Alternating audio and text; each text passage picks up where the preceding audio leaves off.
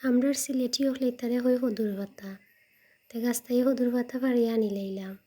আনিয়া এগুন তরে বাসি লাইলাম বাসিয়া দইয়া ফলিয়া লবণ পানি মিশাইয়া এটারে পানি ফালাই দিলাম সিফিয়ারি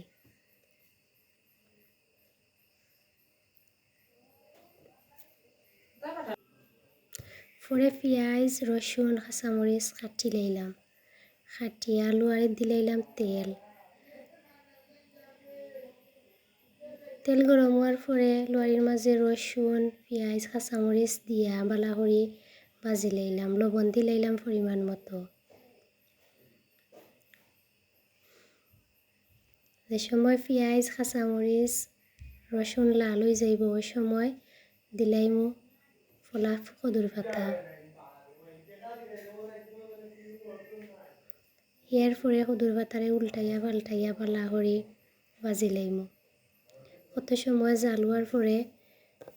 যে সময়